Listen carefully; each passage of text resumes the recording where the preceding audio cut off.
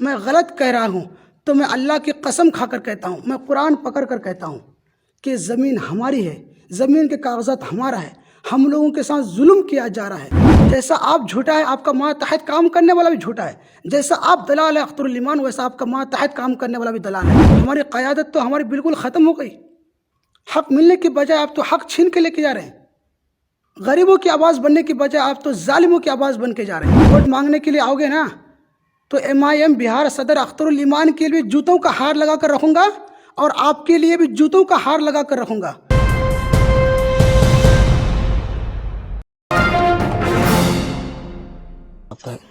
تو ہم لوگ کا پہلے سے ہی کئی سو سالوں سے یہاں پر کھوٹا تھا، گھر یہاں سے سیدھا بنا ہوا تھا، یہاں سے سیدھا۔ تو جب 18 میں گھر بنا رہے تھے یہیں سے، تو وہ کہہ رہے کہ روڈ چھوڑ دیجئے ایک، تو اسی چیز پہ نہیں ہوا، ٹھیک ہے۔ اور آج تک اسی کا وواد چل رہا ہے، اور کئی بار مکھیا، ممبر، سرپنچ کے پاس بھی گئے ہزاروں بار، وہاں پر بھی کچھ نہیں ہوا ہے۔ اور تھانہ میں بھی 2-4 بار بیٹھکی ہوئی ہے، وہاں پر بھی کچھ نہیں ہوا ہے۔ اور ہم لوگ جب SDO صاحب کے پاس گئے ہیں تو وہاں سے آدیش آیا ہے کہ CO صاحب کو آدیش آیا کہ ان لوگ کو زمین ناپ کر الگ کر کے دے دیں، جو کاغذات صحیح ہے، اس کے باوجود بھی نہیں ہو رہا ہے۔ سماجی طور سے ہم لوگ 2-4 بار بیٹھکی کیے ہیں، وہاں پر بھی نہیں ہوا ہے۔ اب اس کے بعد ہم لوگ کے پاس کوئی راستہ نہیں ہے، اب ہم لوگ کیا کریں؟ تو آپ لوگ گھر کے حالات دیکھ لیجئے کہ ہم لوگ کو کیا کرنا چاہیے، کیونکہ ہم لوگ کے پاس کاغذات مکمل صحیح ہے۔ اگر آپ کو زمین کی حقیقت جاننا ہے تو CO صاحب، SDO صاحب اور CI صاحب، قلم چاری، سب کے پاس اس زمین کی حقیقت معلوم ہے، لیکن سماجی طور سے بھی حل نہیں ہو رہا ہے، قانونی طور پر بھی حل نہیں ہو رہا ہے۔ اور ہم لوگ کے گھر کے سامان دیکھ لیجئے، سامان ٹھیک ہے، اور یہاں پر بھی دیکھ لیجئے برتن وغیرہ سامان۔ پہلے یہاں سے وہاں سے لے کر اس گھر تک 3 کمرہ گھر تھا، جو میرے بڑے ابا کا اور میرے چھوٹے چاچا کا گھر تھا، تو گھر اٹھانے کے لیے نہیں دیا۔ اور یہ سب سے چھوٹے چاچا کا گھر ہے، جو ابھی انتقال ہو گئے، ان کی بیوی ہے، ایک بچہ ہے، بیچارے یتیم ہیں، ان کو بھی گھر اٹھانے کے لیے نہیں دے رہے۔ جس وقت بارش ہوتا ہے تو لوگ اسرا میں بیٹھ کے رہتے ہیں، اگر بارش نہیں ہوا تو سو کے رہتے ہیں، ٹھیک ہے۔ گھر کی حالت اس طرح سے خراب ہے، اور سرکار نے سب کسی کو شوچالیہ بنوا کے دیا ہے، باتھ روم، تو ہم لوگ کو نہیں ملا ہے۔ پانی کا نل دیا ہے، ہم لوگ کو نہیں ملا ہے، اور ہم لوگ یہاں پر کھانا بناتے ہیں۔ میرے دوسرے چاچی جو ہے یہاں پر کھانا بناتے ہیں۔ بارش ہوتا ہے تو کھانا بنانا نہیں پڑتا ہے، کیونکہ بارش ہوتا ہے، آپ دیکھ لیجئے کہاں پر کیا کریں گے، ٹھیک ہے نا۔ بنا دیں گھر، دیکھ لیجئے، گھر سے تو آپ اندر سے دیکھ ہی نہیں سکتے، جو باہر کا ایسا حالت ہو، گھر کا کیسا حالت ہوگا، ٹھیک ہے۔ جو میرے چاچی بیوہ ہے، ان کا گھر بھی دیکھ لیجئے آپ، اس پر بھی اس کو رحم نہیں آیا، ابھی تک بھی ہم لوگ کو گھر بنانے کے لیے نہیں دے رہا ہے، اور ہم لوگ کو مجھے دھمکی دے رہا ہے کہ تم لوگ کو جان سے مار دوں گا، اس کے بعد میں زمین حاصل کروں گا۔ نہ ہی کوئی پولیس اسٹیشن کام کرے گا، یہاں تک کہ راہل کمار صاحب جو ہے DM صاحب، ان کو بھی گالی دی ہے، یہاں پر کھانا بناتے ہیں۔ اور SP صاحب کو بھی گالی دی ہے کہ تم جہاں تک جا سکتے ہو جا کے دیکھو، میرا اقبال بھی باقا نہیں کر سکتے ہو۔ اور CO صاحب کے پاس بھی کئی بار بیٹھکی ہوا ہے، آپ لوگ یقین نہیں کر سکتے ہیں کہ کئی ہزار بار میں گیا ہوں۔ خالی بہانہ بازی کرتے ہیں کہ آج نہیں ہوگا، کل نہیں، آج اتوار ہے، کل یہ ہے، پرسوں وہ ہے۔ ابھی کہہ رہے کہ الیکشن کا ٹائم ہے، اور جب MLA کا الیکشن چل رہا تھا تو اختر الایمان صاحب کے پاس گئے، تو جب کہہ رہے تھے کہ نہیں الیکشن ہونے دو، الیکشن کے بعد گئے تو اختر الایمان صاحب کہے کہ بھائی ہم تو کچھ نہیں کر سکتے، اگر ان کو ضرورت ہے تو ان کو دے دیجئے۔ یہ الفاظ کہا MLA صاحب اختر الایمان صاحب نے، تو ان کے پاس بھی 10-15 مرتبہ گیا، لیکن کوئی حل نہیں نکلا۔ لاسٹ میں اختر الایمان صاحب کہے کہ جاؤ کورٹ کچہری کے چکر کاٹو، میں کچھ نہیں کر سکتا۔ تو میں کسی پارٹی کو بدنام نہیں کر رہا ہوں، جن کی غلطی ہے ان کو بدنام کر رہا ہوں کہ ایک MLA ہو کر ہم لوگ کا معاملہ حل نہیں کر سکتے، ایک مکھیا ہو کر حل نہیں کر سکے، ایک سرپنچ ہو کر حل نہیں کرے، ایک ممبر ہو کے ہر کا حل نہیں کر سکے۔ تو اب کیا کرنا چاہیے آدمی کو؟ کیا غریبوں کا کوئی سہارا نہیں ہے؟ کیا غریب جی نہیں سکتے ہیں؟ کیا امیروں کو جینے کا حق ہے؟ ہاں، یہاں سے وہاں تک 3 کمرہ گھر تھا، اب دیکھ رہے ہیں نا، ٹین وغیرہ بس۔ اور اس زمین سرزمین پر چھوٹا بابو، بڑا بابو، پولیس، تھانہ دار، انسپکٹر، CI، امین، قلم چاری، CO، ہر کوئی آ چکا ہے، ہر کوئی۔ جو ماں کا لال کہہ دا کہ میں نہیں آیا ہوں تو اس وقت آپ مجھے کال کر لیجئے، کیونکہ سب کسی کا تصویر کھنچا ہوا ہے میرے پاس کہ کون کون آیا ہے۔ کئی بار تھانہ میں آویدن دے چکے ہیں، CO صاحب کے آویدن دے چکے ہیں، ہر چیز سے ہم لوگ تھک گئے ہیں۔ تھکنے کے بعد اب کوئی راستہ نہیں بچا کہ ہم لوگ کیا کریں۔ السلام علیکم، میں عبید اللہ بہار سیمانچل سے MIM بہار صدر اختر الایمان صاحب کے حلقے سے بول رہا ہوں۔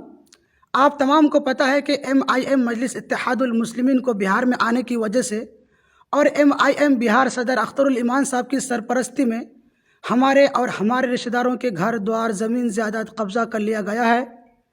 MIM کے MLوں کے عہدے کا ناجائز فائدہ اٹھاتے ہوئے ان کے رشتہ داروں نے ہم لوگوں کے ساتھ ظلم کیا جا رہا ہے۔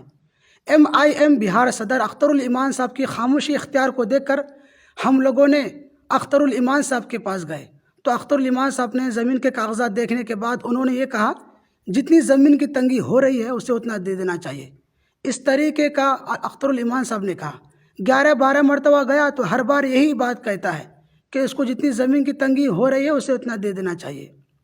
اس کے بعد ہم لوگوں نے زمین دینے سے انکار کیا تو ان کے باقی MLA کے پاس جب جاتا ہوں تو باقی MLA یہ کہتے ہیں کہ یہ ہمارا حلقہ نہیں پڑتا ہے، یہ اختر الایمان صاحب کا حلقہ پڑتا ہے، ہم لوگ آپ کا فیصلہ نہیں کر سکتے ہیں، ہم اختر الایمان صاحب کے میٹر میں انوالو نہیں ہو سکتے ہیں۔ اس طریقے کا ان کے MLA نے کہا تو اکبر الدین اویسی صاحب، اسد الدین اویسی صاحب، آپ لوگ بیان میں کہتے ہیں کہ چاہے ہندو ہو یا مسلمان ہو یا ٹوپی پہننے والا ہو یا تلک لگانے والا ہو، ہر کسی کے لیے دارالسلام کا راستہ کھلا ہے۔ تو میں بھی ایک مسلمان ہوں، میں بھی ایک ٹوپی پہننے والا ہوں، میں بھی ایک حافظ قرآن ہوں۔ ہمارے سماجی اور ہمارے پڑوسیوں کے کہنے پر ہم لوگوں نے حیدرآباد دارالسلام گیا، وہاں پر کوئی MLA کوئی نہیں تھا۔ جب دوسری بار گیا دارالسلام میں تو وہاں پر کوئی MLA تھا، انہوں نے کہا کہ یہ دارالسلام صرف حیدرآباد والوں کے لیے ہے اور باقی لوگوں کے لیے نہیں ہے، یہاں پر کوئی کام نہیں ہوتا ہے۔ اس کے بعد ہم لوگوں نے جب تیسری مرتبہ دارالسلام گیا، آپ کا MLA احمد بلالہ، پاشا قدری، جعفر صاحب، معظم خان، ان لوگوں نے برے باتوں کا استعمال کیا، میں سوشل میڈیا میں ابھی بتا نہیں سکتا۔ ہم لوگوں کو باہر نکال دیا۔ اسی وقت بیرسٹر اسد الدین اویسی صاحب آپ کو جب کال کیا تو آپ نے کیا کہا کہ میں کیا آپ کو دارالسلام آنے کے لیے کہا؟ کیوں آپ لوگ دارالسلام آئے یہاں سے چلے جائیے، آپ نے اس طریقے کا کہا۔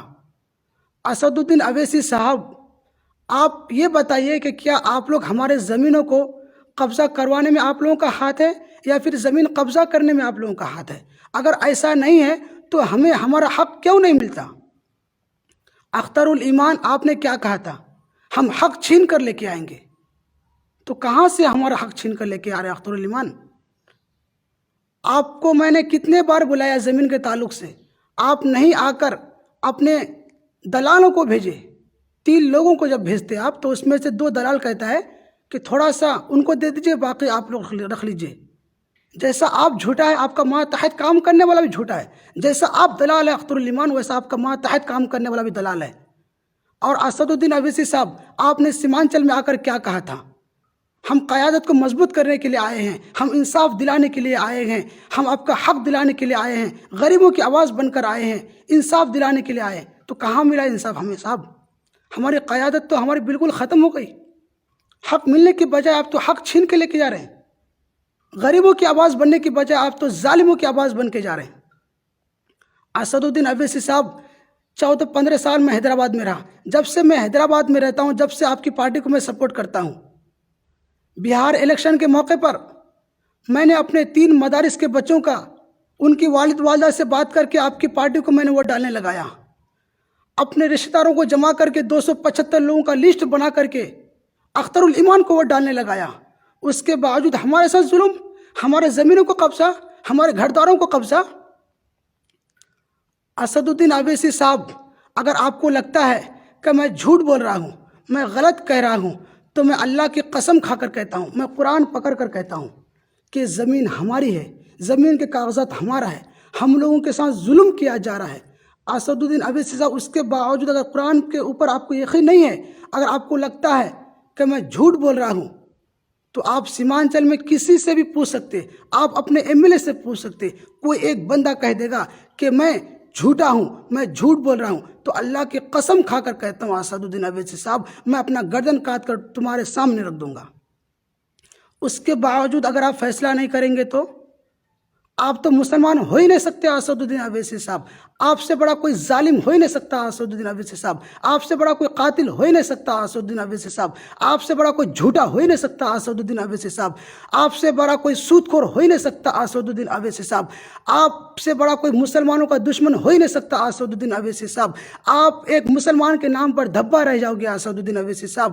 آپ ایک فرعون کی جیسا ایک تاریخ بن جاؤ گے اسد الدین اویسی صاحب۔